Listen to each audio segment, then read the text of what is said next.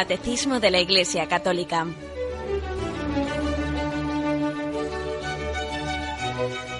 Un programa dirigido por Monseñor José Ignacio Munilla, obispo de San Sebastián.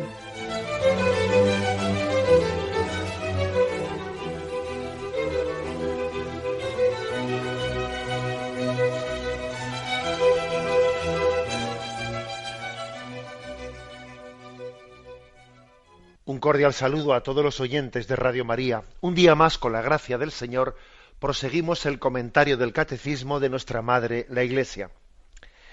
Estamos en el apartado que explica el Nuevo Testamento, después de que en el canon dentro de la explicación del canon de las Escrituras explicamos el Antiguo Testamento, cómo se llega a fijar los libros del Antiguo Testamento que son considerados dentro del canon, o sea, como inspirados, como palabra de Dios. Ahora hablamos del Nuevo Testamento, es a partir del punto 124, que dice así: la palabra de Dios, que es fuerza de Dios para la salvación del que cree, se encuentra y despliega su fuerza de modo privilegiado en el Nuevo Testamento. Estos escritos nos ofrecen la verdad definitiva de la revelación divina.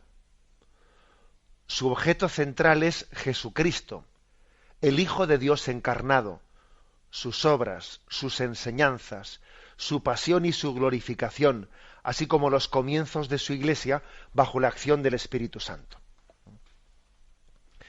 Estas consideraciones que se hacen en el Catecismo sobre el Nuevo Testamento están tomadas prácticamente y literalmente de la Constitución Dei Verbum del Concilio Vaticano II. La expresión de que la palabra de Dios despliega toda su fuerza en el Nuevo Testamento, pues es digna de consideración. Quiere decir que la palabra de Dios, y no hay más palabra de Dios en un libro que en otro de la Sagrada Escritura. Todo es palabra de Dios, todo tiene inspiración, tiene la misma inspiración del Espíritu Santo. Pero es verdad que aunque la Iglesia nunca ha hablado de palabra de Dios de primera, de segunda, de tercera división, no ha hablado de que haya libros de la Sagrada Escritura que tengan más inspiración que otros, no, eso no lo ha dicho nunca. Sin embargo, sí que es verdad que la Iglesia ha hablado de que dentro de la palabra de Dios, de su conjunto, de su unidad, hay como un increscendo, un ponerse a servicio del Nuevo Testamento y de los Evangelios especialmente.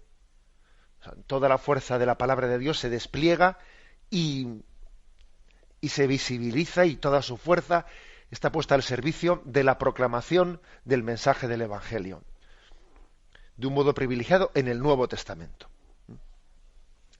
En él despliega toda su fuerza pues que está más oculta en otros libros del Antiguo Testamento, y por lo tanto hay una fuerza, hay una línea de interpretación muy importante, que de esto habla más adelante, y ahora no quiero adelantarme, pero sobre la unidad del Antiguo y el Nuevo Testamento y cómo todo está confluyendo hacia el Nuevo Testamento. Hay una palabra aquí que es clave, y es la siguiente: estos escritos del Nuevo Testamento ofrecen la verdad definitiva de la revelación divina. El objeto que tienen, o sea, ¿de qué trata el Nuevo Testamento? De la persona de Jesucristo. O sea, nos hablan de su persona. Lo central del Nuevo Testamento no es tanto contarnos cosas, sino poner a la persona de Jesucristo en el centro. Pero obviamente, claro, para poder hablar de una persona hay que hablar de sus cosas, podríamos decir, ¿no? De su mensaje, sobre todo de sus hechos. Pero está claro que los evangelios no están escritos con la intención de una narración fría de unos acontecimientos, sino está claro que quieren poner a su persona en el centro. Una persona que tiene que ser amada, reconocida con los ojos de la fe, descubierta como la revelación de Dios Padre. Lo central del Evangelio, pues, es la persona de Jesucristo. Bien, entonces, digamos que en el Nuevo Testamento hay como dos formas de confesarlo. Una es, pues, el anuncio querigmático que en él recibimos. Por anuncio querigmático se refiere a proclamar que la persona de Jesucristo es la revelación de Dios Padre que viene a nosotros, que se comunica con nosotros entregándonos a su Hijo. El anuncio querigmático que hace el Nuevo Testamento es la proclamación de que Dios ha entregado su vida por nuestra salvación, que Jesús es la expresión del amor de Dios Padre a nosotros, que ha enviado a su propio Hijo, al Hijo eterno, le ha enviado por nuestra salvación. Y que además esa obra de salvación no ha concluido cuando Jesús ha ascendido a los cielos, sino que se ha prolongado, se está prolongando y se prolongará hasta el fin de los tiempos en la obra de la Iglesia, en la cual el Espíritu Santo actúa y lleva a su término la obra de salvación que Jesús realizó entre nosotros. Bueno, este es, digamos, el anuncio querigmático del Nuevo Testamento. Pero también, si os fijáis, aquí hay una expresión más. Cuando dice que se nos ofrece la verdad definitiva de la revelación divina, yo creo que aquí también, además, ¿no?, de acoger ese anuncio querigmático, también hay que hacer una segunda cosa que hoy en día no es, pues resulta más contracultural, y dentro de nuestra cultura, que es la cultura del relativismo, la cultura de hacernos una imagen a nuestra medida, o sea, descubrir que en el Nuevo Testamento hay una afirmación concreta, no solo de una oferta, positiva del don de la salvación hacia nosotros, ¿no?, sino que es que verdaderamente se nos está diciendo que esta no es una oferta más, sino que es la oferta. Porque una cosa es que dentro de un equivocado relativismo se diga, pues está bien el Evangelio, o sea, está bien porque, mira, dice cosas hermosas, dice cosas bonitas que nos podrían venir bien, mira, pues el que quiera que las coja, porque no, el Evangelio no es únicamente una oferta hermosa, es la oferta de Dios Padre. Y decir esto, o sea, es decir, que creemos en la verdad, que creemos en la revelación, esto ya comienza a ser un tanto contracultural, fijaros. Pero es que si no llegamos a decir esto, no nos hemos dado cuenta de la importancia de la novedad del Evangelio. Es como si fuese una oferta más entre tantísimas que existen, ¿no? Entonces, esta segunda parte, que es totalmente complementaria de la primera, tenemos que afirmarla con plena convicción. Hoy en día existe uno de los errores principales, es el error llamado el del pluralismo religioso. Entendido el pluralismo religioso como si, bueno, pues cada religión tiene un aporte a la verdad de Dios distinto, ¿no?, y entonces, por lo tanto, pues la verdad sobre Dios la sabríamos como sería fruto de una compaginación de todas las religiones, en la cual cada uno apunta pues una verdad concreta a la imagen de Dios, y entre todas conformarían. Claro, obviamente eso es inadmisible, porque eso es no creer en la palabra de Dios revelada. Eso es no creer en la revelación, en el camino que Dios se dirige a nosotros.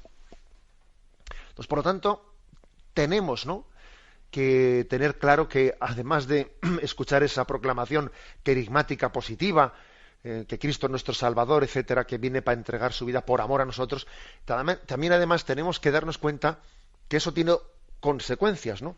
Consecuencias, es decir, que una cosa es creer en la verdad, el segundo nivel es confesar la verdad delante de los demás, y el tercero, pues, es rebatir los errores que son contrarios con esa verdad, porque lo que no puede ser es que Cristo sea al mismo tiempo la salvación de todos los hombres, mientras que al mismo tiempo la salvación de todos los hombres es Mahoma, mientras que al mismo tiempo Buda no sé qué, y no es posible esa interpretación absolutamente relativista, no es posible.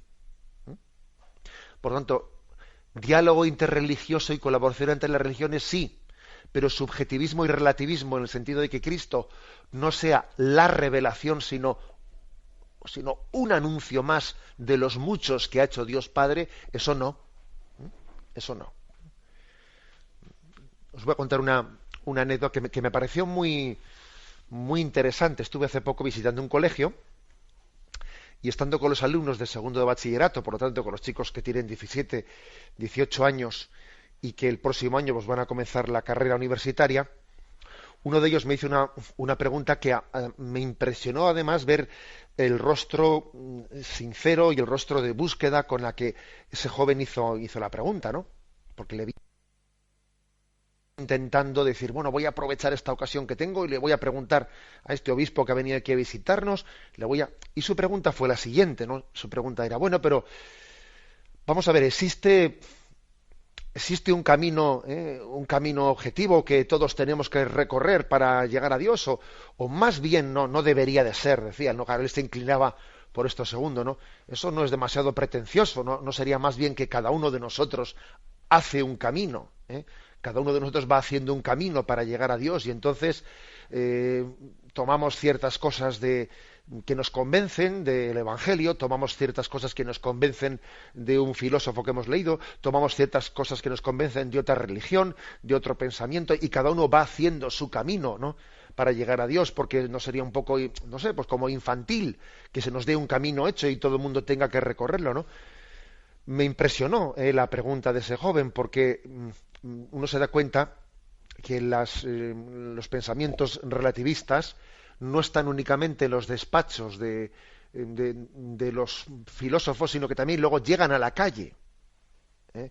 O sea, y claro, mi respuesta fue que obviamente sí existe un camino, y ese camino es Jesucristo, y es la revelación del Padre, y ya no se trata de que yo voy como quien va a un supermercado y coge un carrito y entonces dice, bueno, voy a coger aquí una botella de leche, esto ya no, que no me interesa, aquí cojo otra cosa, aquí cojo unas galletas, aquí cojo... O sea, como si yo me hiciese un camino a mi medida, yo me creo un Dios a mi medida. Y al final acabo creyendo no en el Dios que me ha creado a mí, sino en el Dios que yo me he creado. Por el contrario, nosotros creemos que Dios se ha revelado. Luego, si Dios se ha revelado, Dios ha descubierto un camino para seguirle, ¿no? Nosotros no somos inventores, somos descubridores del camino de Dios. Y descubrimos en Jesucristo, a quien los evangelios nos anuncian, descubrimos el camino que el Padre ha trazado para llegar a él. No somos inventores, yo no me invento el camino. Esa es la diferencia entre creer y no creer en la revelación. Esa es la diferencia entre creer una religión revelada que Dios me ha ofrecido, o ser yo, ¿no?, el que pretenda pues, abrir un camino para llegar a Dios, ¿no? Pobre de mí, ¿no? ¿A dónde iría yo si Dios no hubiese abierto ese camino? Si fuese yo el que tuviese que abrir que es obviamente pues imposible, ¿no? Que yo recorra ese camino si previamente Dios no lo ha recorrido hacia mí. Bueno, digo que la pregunta de aquel joven me impresionaba porque porque daba en la clave, de la concepción de los evangelios y del Nuevo Testamento como la plenitud de la revelación. Dios se revela, Dios se descubre, Dios desnuda su corazón, no tiene secretos ante nosotros en Jesucristo. Y y el Nuevo Testamento, los libros del Nuevo Testamento, cada vez que los abrimos, cada vez que los cogemos en nuestras manos, podemos hacerlo con la unción propia, con la admiración propia de decir, Dios no tiene secretos hacia nosotros, ha desnudado su corazón, mostrándonos el camino para llegar al Padre. Tenemos un momento de reflexión y continuaremos enseguida.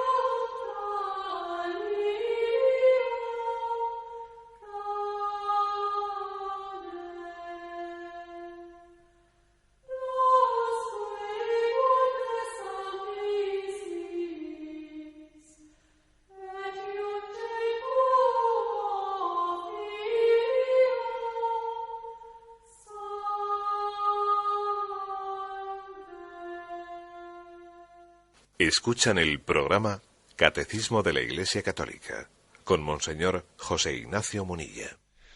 Pasamos al punto 125. Dice, los evangelios son el corazón de todas las escrituras, por ser el testimonio principal de la vida y doctrina de la palabra hecha carne, nuestro Salvador. Bueno, esta afirmación, que está también cogida de la Dei Verbum del Concilio Vaticano II, el número 18, afirma, bueno, que dentro del Nuevo Testamento, el corazón de las Escrituras y del Nuevo Testamento, obviamente, son los evangelios, los 4 evangelios, llamados corazón de la Biblia, los 4 evangelios. Hay algunos santos padres que también han hablado, se han atrevido a decir que, al igual que los evangelios son el corazón de las Escrituras, pues el Evangelio de San Juan es el corazón del corazón, por aquello de que el Evangelio de San Juan es el más teólogo, el más contemplativo, el que contempla el corazón de Cristo. Bien, pero digamos que eso ya puede entrar dentro de alguna interpretación particular de algún santo padre. Pero lo que forma parte del, digamos, del patrimonio que es común de todas las líneas de espiritualidad, etcétera, es que los evangelios son el corazón de todas las escrituras. Yo creo que merece la pena ver un poco el origen de dónde viene esta palabra evangelio.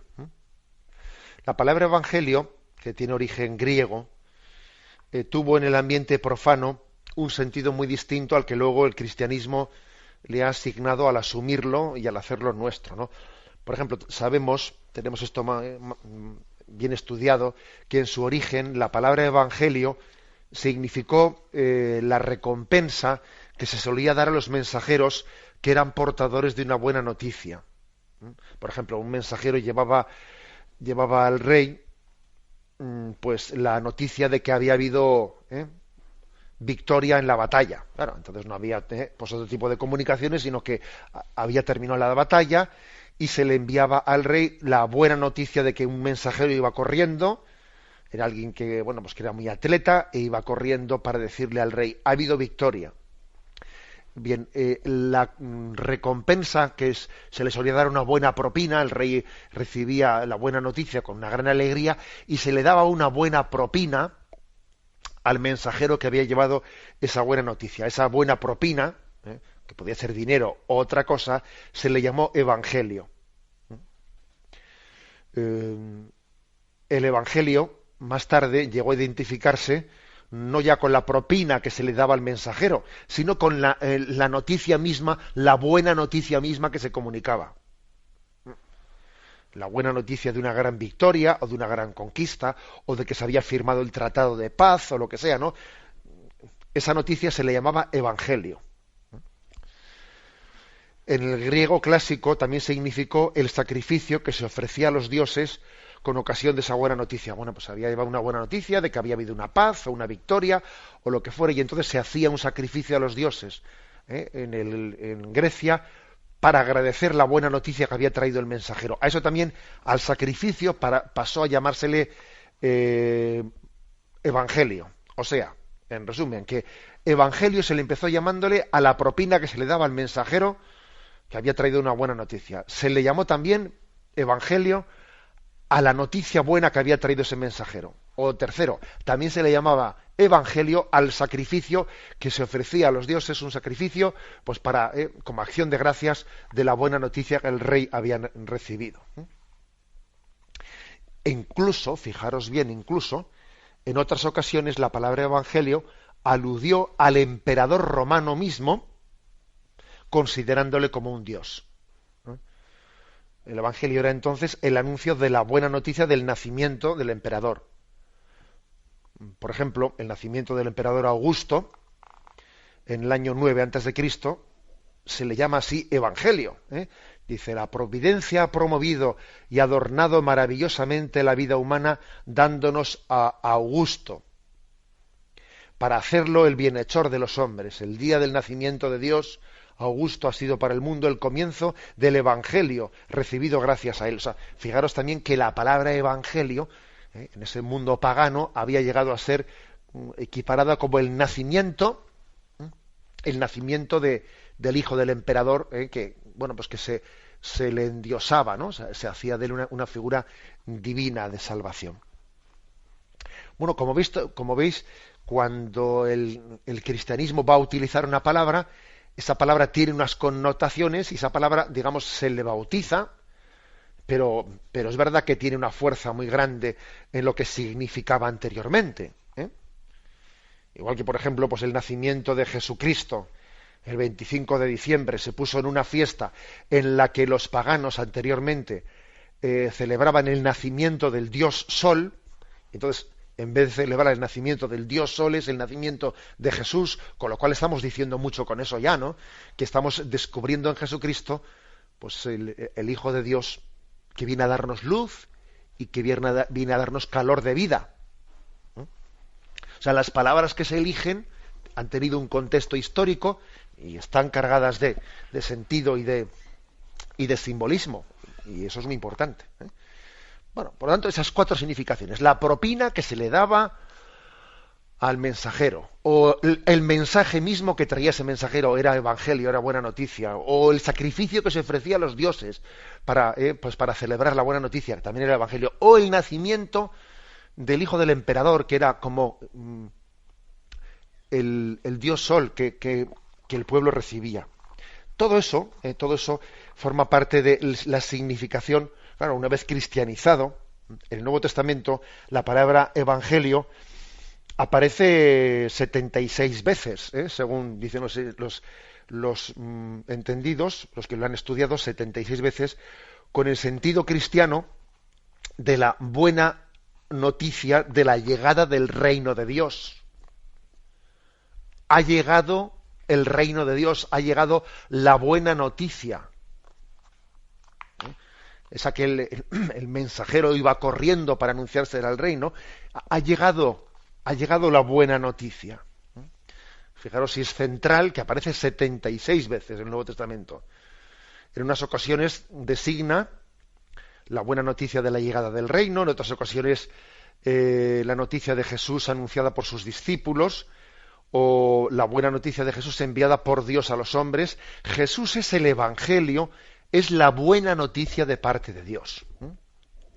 Y en el siglo II de nuestra era, la palabra evangelio adquiere una nueva connotación al darse este nombre a los escritos de los 4 evangelistas, que hasta entonces se les había llamado memorias de los apóstoles. Es curioso que antes de llamarles, en el siglo I y principios del segundo, a lo que nosotros llamamos 4 evangelios se les llamaba memorias de los apóstoles. Por ejemplo, tenemos un texto de San Justino que así les llamaba, en las memorias de los apóstoles, ¿no? Pero a partir del siglo II se les empieza a llamar evangelios. El contenido, el continente, libros, asume la denominación, del contenido, mensaje. Primero se le llamó evangelio al contenido, a la buena nueva. Este es el evangelio que se me proclama. Y luego pasó a llamarse, con esa palabra, ya no solo al contenido, al mensaje, sino al continente, es decir, a los 4 libros. Mateo, Lucas, Marcos y Juan son los 4 evangelios.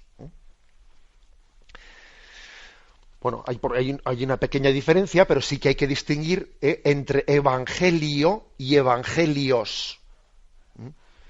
Hay una diferencia, que es que evangelio en singular es el mensaje o la doctrina en la que Jesús anuncia el reino de Dios. Y evangelios, en plural, son los libros que recogen el mensaje de Jesucristo. Digamos que son 2 niveles, ¿no? O nos referimos a la palabra evangelio como buena noticia única e irrepetible de Cristo, palabra encarnada para la redención del hombre, o nos referimos a los 4 conductos concretos, 4 libros concretos que recogen que transmiten ese evangelio de Jesucristo. La distinción tiene su importancia, porque para el creyente no puede haber más que un evangelio. Dios ha pronunciado de una vez por todas su definitiva palabra de salvación.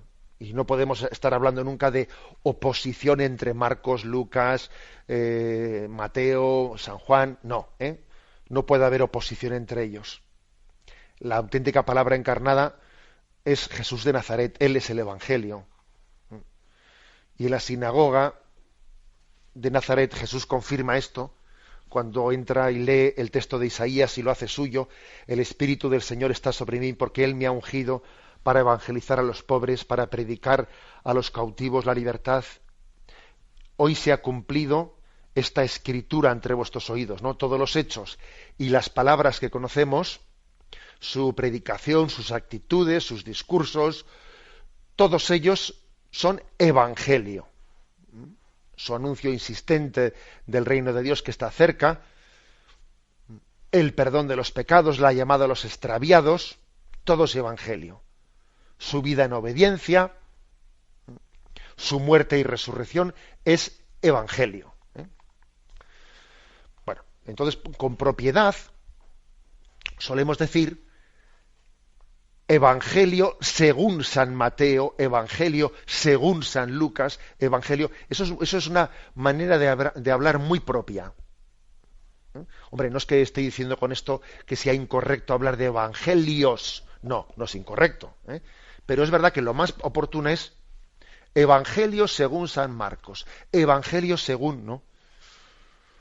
Porque en cada uno de estos 4 evangelios encontramos el único evangelio de Jesús según la particular visión o comprensión de un evangelista, del otro evangelista, etcétera. Esto es lo más hermoso. Bien, y luego por último decir que, bueno, existen otros llamados apócrifos no admitidos por la Iglesia que también nos pueden dar información acerca de Jesús, pero que son ya el fruto de la exaltación de algunos cristianos que en un periodo, pues, después de los apóstoles, bueno, fruto también un poco de la imaginación popular, del deseo de curiosidades, o a veces también de ciertas desviaciones heréticas, van formulando otros escritos a los que no consideramos ni evangelios ni evangelio. A los apócrifos ni les consideramos evangelios, que solo los consideramos a 4, Marcos, Mateo, Lucas y Juan, ni tampoco evangelio, en el sentido de que no identificamos en ellos, aunque tengan cosas bonitas y hermosas algunos, pero no los identificamos como la revelación definitiva del Padre en Jesucristo. Tenemos un momento de reflexión y continuaremos enseguida.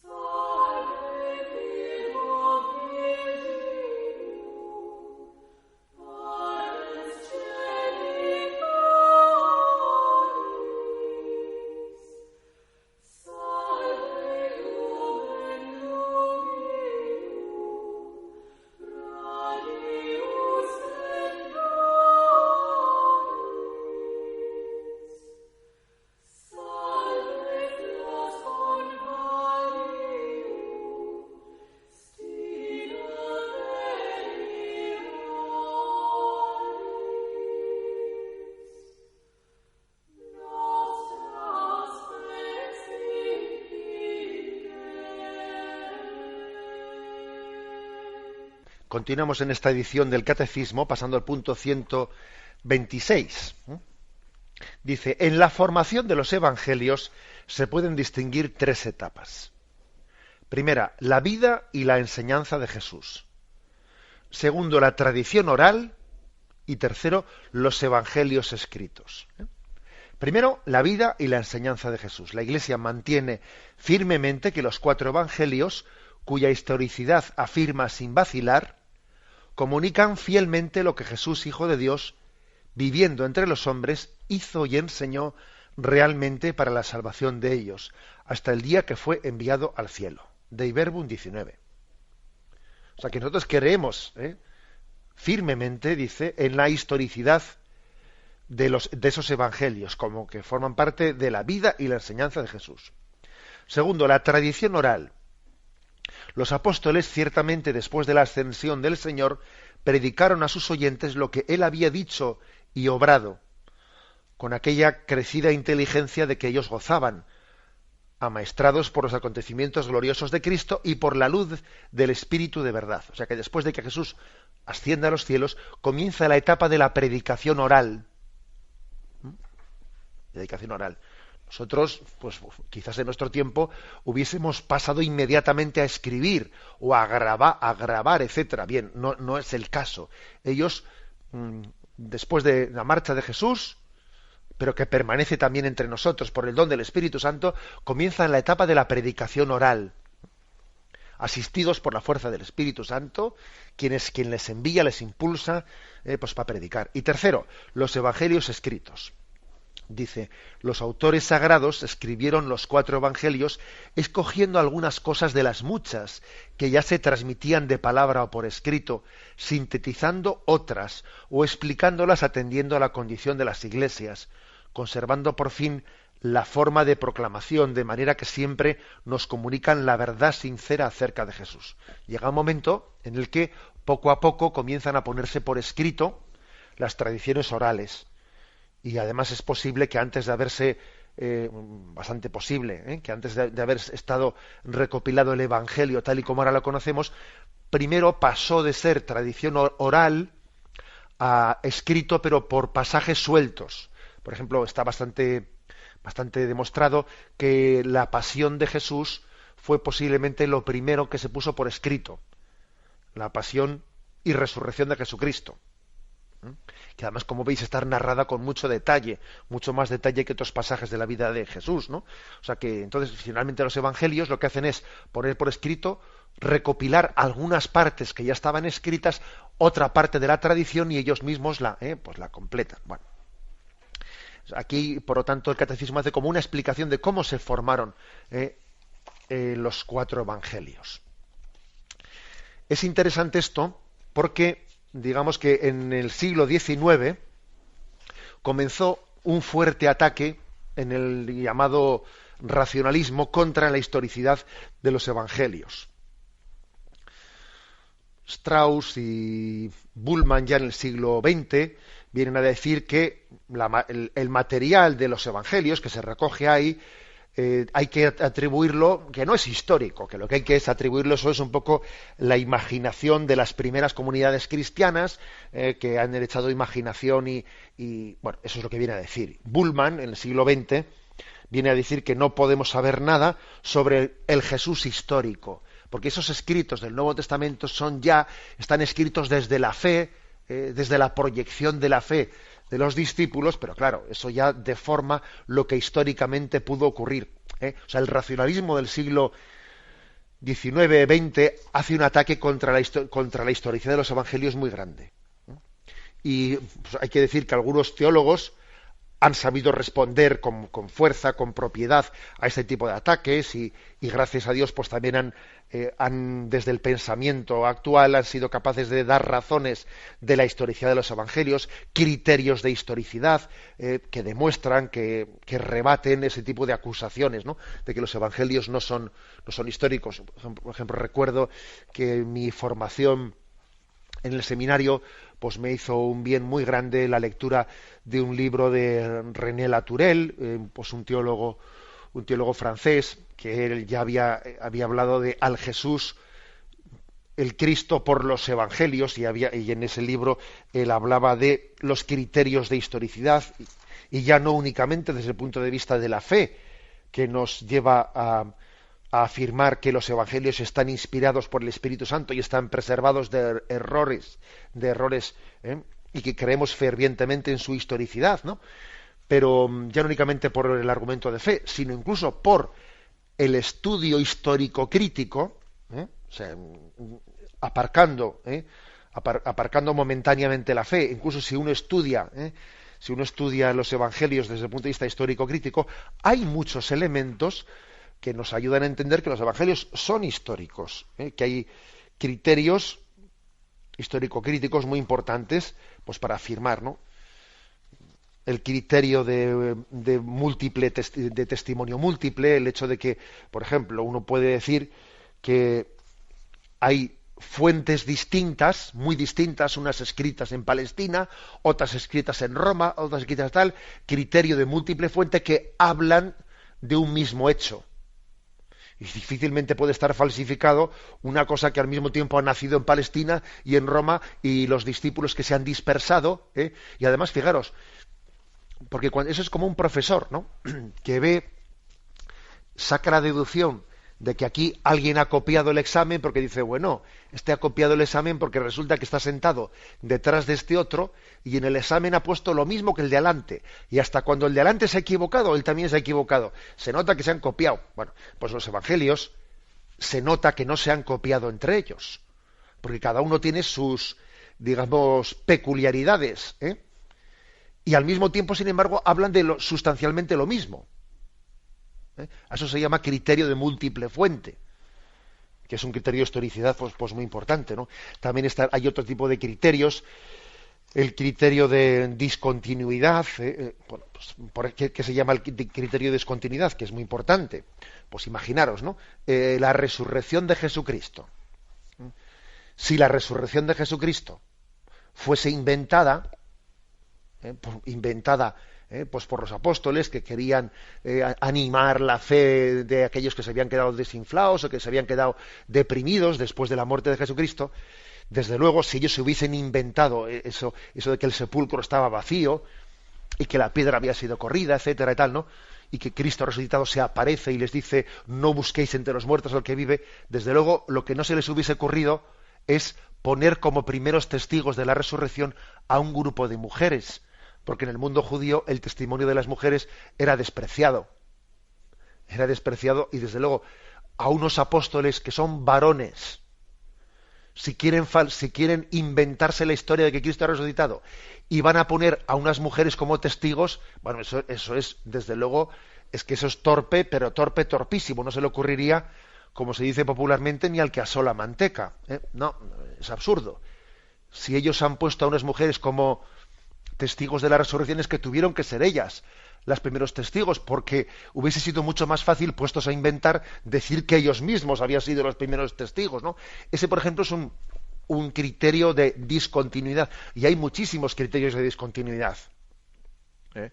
Que, por ejemplo, al primer papa, aquel sobre el que Jesús funda la iglesia, tú eres Pedro, sobre esta piedra edificaré mi iglesia, y las fuerzas del infierno no la derrotarán, ¿eh? Bueno, si todo eso hubiese estado inventado, desde luego no creo que hubiesen puesto el texto ese de apártate de mí, Satanás, que Jesús le dice a Pedro, que tú piensas como los hombres, no piensas como Dios. O sea, los evangelios, por respeto al primer papa, no quitaron los pasajes en los que Jesús le pegaba un tirón de orejas a Pedro. No lo quitaron, sino que dijeron lo que Jesús había dicho de él, de fundante de la primera iglesia, y también dijeron los tirones de orejas que le había pegado. Es decir, eso es un criterio de historicidad muy grande, porque claro, si está inventado por los propios apóstoles, pues me imagino que los propios apóstoles, puestos a inventar, uno solo inventa las cosas buenas de sí mismo, no inventa las cosas malas de sí mismo. Bueno, a este se llama criterio de discontinuidad. Luego también existe el criterio de conformidad, ¿eh? Y el criterio de conformidad es decir, bueno, luego hay cosas que son conformes con las anteriores, ¿eh? O sea, que vienen bien, que son lógicas, que se desprenden unas de las otras. Existen otros criterios que se llama criterio de explicación necesaria, es decir, algo tuvo que, por ejemplo, esto el Papa también el Benedicto XVI en sus libros sobre cristología dice, a ver, ¿cómo es posible que los primeros cristianos, que eran judíos, se llegasen a cambiar la costumbre de descansar en el sábado para empezar a descansar en el domingo? Con lo complicado que tiene que ser cambiar de día de descanso en una sociedad que es mayoritariamente judía y que descansa otro día. ¿Qué había acontecido ese domingo para que ellos cambiasen su día de descanso de un sábado a un domingo? Esto se llama criterio de explicación necesaria. Algo tuvo que acontecer ahí para que se explique un cambio así. ¿O qué había acontecido en aquel episodio de los panes y los peces en el monte para que los primeros cristianos, cuando entierran a los suyos, les entierren con los signos en la tumba de los panes y los peces? qué había sido aquello, para que cambie incluso las costumbres mortuorias, que suele ser muy difícilmente cambiables, etcétera. Es decir, bueno, todo esto, no habla de esto aquí el Evangelio, porque es una cuestión demasiado técnica quizás para que el Evangelio, pero yo no sé, me ha parecido oportuno comentarlo en antena para que nos demos cuenta de que también hay argumentos no solo de fe, sino también hay argumentos racionales que apoyan la historicidad de los Evangelios. Y que esa especie de ataques que en el siglo XX y en el siglo XIX se realizaron, ¿no?, a través de esas escuelas racionalistas, negando, ¿no?, la historicidad de los Evangelios, hay muchas razones para desmontarlos. En el libro de Benedicto XVI, en el primero de los dos libros, Jesús de Nazaret, él, en el prólogo de ese libro, abordó este tema con mucha fuerza. Ya sabéis que son dos libros que están escritos no desde el punto de vista de magisterio del Papa, no, sino están escritos a título particular, como Joseph Ratzinger o Benedicto XVI, pero no presentándolos como doctrina magisterial. Pero obviamente somos conscientes de que Benedicto XVI, Joseph Ratzinger, no solo es un grandísimo teólogo, sino que también los puestos que ha ocupado en la Iglesia le han permitido conocer muy desde dentro la crisis de la teología, etcétera, ¿no? Y entonces, lo que en ese prólogo, en el prólogo del primero de los libros, Jesús de Nazaret afirma él, es decir que obviamente ha existido en la teología, en la escritura, un mal muy grande, muy extendido, que ha sido como el de diseccionar el Jesús histórico y el Jesús de la fe. Como si una cosa fuese el Jesús de la fe que nos transmiten los evangelios literales, pero ese no es el Jesús histórico. Y el Jesús histórico tuviese que ser, pues ahora el escriturista el que dijese, no, esto ha sido proyección de la fe del que lo ha escrito. Hay que quitar la fe del que lo ha escrito para que quitando la fe descubramos al Jesús histórico. Como si los escritores de los evangelios, con su fe, con los añadidos que su fe ha puesto, han escondido al Jesús histórico. Eso es algo absolutamente inaceptable, porque la fe desde la que han escrito los evangelistas, los autores del Nuevo Testamento, y la inspiración del Espíritu Santo, lejos de tapar al Jesús histórico, lo que han hecho ha sido conocerle mejor. Es más, no hay dos Jesuses, el Jesús histórico y el Jesús que confiesa nuestra fe. No, son el mismo Jesús. Y nuestros dogmas de fe, nuestras formulaciones de fe, las formulaciones de fe que hacían los primeros cristianos, no eran como una cortina de humo que tapaba al Jesús histórico, no, sino eran como un rayo de luz que permitía descubrir al auténtico Jesús histórico. No cortina, o sea, la fe no es una cortina de humo, sino más bien es un rayo de luz que atraviesa el humo y permite ver la historicidad de Jesucristo. Esto es muy importante y esto es lo que en ese prólogo de Jesús de Nazaret, pues Benedicto XVI pues desarrolla. Aconsejo, pues bueno, pues a quien tenga, ¿no?, ese deseo de profundizar más, que en ese prólogo del primero de los libros de la primera de las entregas de Jesús de Nazaret, pues pueda leerlo con más detenimiento. Lo dejamos aquí, damos paso a la intervención de los oyentes. Podéis llamar para formular vuestras preguntas al teléfono 917-107-700. 917-107-700.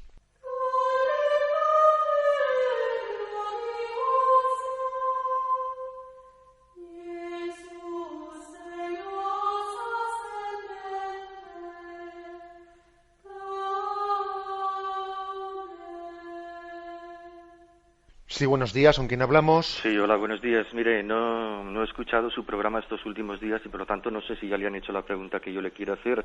Es la siguiente: a su juicio, el asesinato de Bin Laden entraría dentro del principio de legítima defensa enunciado por el Catecismo de la Iglesia Católica. ¿Es un asesinato moral o inmoral teniendo en cuenta que es un agresor injusto? Muchas gracias. La verdad es que no me atrevería a entrar en esa cuestión directamente, porque yo creo que también nos faltan bastantes datos. nos falta bastante datos. Uno siempre tiene la impresión de que en estas cosas a uno le cuentan un poco lo que conviene saber, lo que conviene saber. Ahora, a mí sí que me ha algunas reminiscencias cuando he visto la noticia. Bueno, pues sí que he recordado aquel momento en el que, si recordáis, cuando cayó la dictadura en Rumanía, de Ceausescu, y entonces existió, en la revolución se aplicó la pena de muerte a Ceausescu inmediatamente por el temor de que si Ceausescu seguía en vida, pues sus soldados y sus policías de la Securitate iban a tener una especie de continuo acoso a la nueva democracia hasta que intentasen liberar de la cárcel a su dirigente Ceausescu, y por lo tanto pudo parecer, digo pudo, ¿no?, porque la Iglesia no se pronunció ante una cosa así tan concreta, ¿no?, que la ejecución de Ceausescu pues era casi inevitable para que el comunismo cayese en ese momento, ¿no? Y bueno, uno podía decir, bueno, la ejecución de Bin Laden era necesaria, o era una condición necesaria para que de esa manera no existiese una especie de presión del terrorismo internacional para intentar liberarlo a través de atentados, o amenaza de atentados, diciendo que o se mete, pues imaginémonos, no, pues un terrorista suicida diciendo o sueltan a Bin Laden o yo me estallo y me hago explotar dentro de... ¿Me explico? Quizás este tipo de riesgos últimos a los que me refiero, riesgos de suicidas que plantean unos auténticos pues envites con la presión de soltar, ¿no?, a un terrorista, podrían justificar pues una ejecución en vez de una toma de prisión y de un proceso normal, Y esto último quizás es que a mí se me escapan, o sea, no sé hasta qué punto ese tipo de situación puede justificar una ejecución en vez de una detención, que es lo normal, porque digamos que razones muy graves, morales, tienen que ser las que justifiquen pues que no se siga el procedimiento normal de detener, de juzgar, etcétera, en vez de directamente de ejecutar, Pero bueno, más o menos con el tipo de ejemplos que he puesto, yo creo que podemos entender qué tipo de circunstancias tienen que darse para que sea justificable una cosa así. Damos paso al siguiente oyente. Buenos días. Buenos días. Sí, le escuchamos. Adelante. Muy buenos días. Le hablo de Málaga. Mire, llevo tiempo intentando saber una pregunta acerca de la ubicación del Evangelio, de los evangelios primitivos, de los escritos realmente por los evangelistas. He preguntado a muchas personas y nadie me ha dicho exactamente dónde están ubicados. Yo quisiera saber si existen o si están en alguna parte. No sé si en la charla de hoy usted ya lo ha dicho. Bueno, solamente eso. Muchas gracias. Bien, entiendo que el oyente lo que está hablando es de los manuscritos, o sea, de los textos físicos. Vamos a ver. Nosotros prácticamente, no poseemos ningún manuscrito original, el primero que escribió San Mateo o San Marcos o San Juan o su escuela. No conservamos el primero, sino que conservamos copias de. Tened en cuenta que en aquel tiempo no había imprenta, sino que a la primera copia se hacía, al primer texto se le hacía una copia, otra copia, otra copia, otra copia, ¿no? Se hacían copias de copias, y entonces lo que poseemos son copias. Por ejemplo, el manuscrito sinaítico, el manuscrito vaticano, que están en distintas bibliotecas. Existen manuscritos del siglo II, existen manuscritos del siglo III, existen algunos antiquísimos, pero todos ellos son transcripciones, copias de los originales. Esto, que igual a algún oyente le parece un poco raro, no es raro en absoluto. No os penséis, por ejemplo, que nosotros poseemos ningún manuscrito original, ni de Aristóteles, ni de Platón, ni de ninguno de estos autores. Es decir, sería el descubrimiento de los descubrimientos que apareciese hoy en día el escrito de Aristóteles, de Platón, de Plotino. No se conserva ningún escrito, o sea, justo el que escribió el autor, pero sí se conservan copias y algunas antiquísimas, y como digo, pues en los archivos vaticanos, en otros archivos, en archivos civiles de muchos sitios, se conservan copias parciales o completas de evangelios que han aparecido en excavaciones, que han aparecido en unos lugares o en otros lugares. Esto es un poco lo que respondo a la pregunta del autor.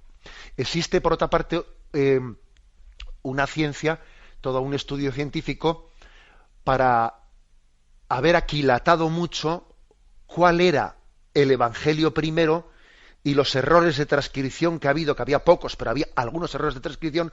Uno dice, mira, este error de transcripción que se cambió la palabra esta por la esta, tuvo lugar porque aquí hubo un manuscrito, un copista que copió mal esta palabra, y a partir de ahí de este copiaron mal algunas palabras. Entonces, hoy en día podemos llegar a saber con mucha mayor seguridad que un cristiano del siglo II, III, IV, V, los evangelios que nosotros tenemos tienen mucha mayor verificación de ajustarse al Evangelio primero. Porque claro, nosotros tenemos todo un estudio de a lo largo de los siglos qué copias se hicieron, sabemos dónde se produjeron algunos errores de traducción o de copistas y tal, y todo eso se ha ido rectificando, ¿no? O sea, en ese sentido, desde el punto de vista científico, los evangelios a los que nosotros tenemos acceso tienen un grado de fiabilidad muy superior al que nuestros antepasados tuvieron entre sus manos. Damos paso a un siguiente oyente. Buenos días. Sí, hola, buenos días, monseñor. Sí, le escuchamos. Adelante. Vamos a ver, mire, yo soy una persona pues separada, con 3 hijos, hace ya 20 años. Pero no he querido, digamos, rehacer mi vida, a ver, pues con otra persona porque sé que no, vamos, que no es lícito. A ver, mi pregunta es clara. ¿Puedo, por favor, consagrarme a la vida, bueno, a la vida consagrada? ¿Puedo meterme religiosa? Ya. En mi convicción, o sea, en mi condición. Ya. Muchas gracias. Vamos a ver. Obviamente, bueno, vamos a ver. Hagamos la pregunta de la siguiente manera. Una persona que está casada, usted está separada, pero bueno, aunque esté separada, sigue estando casada, aunque esté separada de su marido, etcétera, etcétera, y su marido, pues no sé qué tipo de vida llevará, pero hace poco hablaba yo con una persona que estaba separada y su marido pues estaba con un cáncer grave y ella estaba atendiéndole, a pesar de estar separada al marido, bueno, es decir, que hay situaciones de separación, digamos, que en el fondo pues pueden ser muy distintas de separación, pero la pregunta es, ¿puede una persona que está casada sin que su marido haya fallecido, puede entrar en la vida religiosa? Bien, teóricamente sí. Lo que pasa es que hay muchas circunstancias que tienen que darse. Por ejemplo, el consentimiento de su marido también, ¿no? El consentimiento de sus hijos, el que uno diga, bueno, es prudente, se dan un tipo de circunstancias que lo más probable es que no sea prudente. Lo más probable es que no sea prudente, porque también el tipo de responsabilidades que se derivan de nuestra vida, etcétera, pues no siempre son fácilmente compatibles con el desapego y con la disponibilidad que nos pide la vida religiosa. Pero vamos, no es que esté prohibido, y de hecho tenemos casos, ¿no?, en la historia de la Iglesia de personas casadas que han entrado en la vida religiosa, y el hecho de estar separado tampoco sería un impedimento absoluto. Ahora, también le digo lo siguiente, sin conocerle a usted personalmente, lo más probable es que sea imprudente, porque yo creo que suele haber en nosotros una tendencia, ¿cómo diría?, a soñar en otra situación en la que yo me había de santificar. Y nosotros, para santificarnos, tenemos que abrazar la situación presente, no soñar en un desideratum, ¿no? Que yo también me pongo en la situación de usted, que ha tenido una vida dura, etcétera, y usted puede pensar, si yo estuviese en esta otra circunstancia, ahí sí que me santificaría, ahí sí que... Y eso es una tentación. Es una tentación. La santificación consiste por abrazar la realidad de mi vida, con sus circunstancias, con sus límites, decir, Señor, lo acepto y lo abrazo y te lo ofrezco. Ese es el camino de santificación. Tenemos el tiempo cumplido. Me despido con la bendición de Dios Todopoderoso, Padre, Hijo y Espíritu Santo. Alabado sea Jesucristo.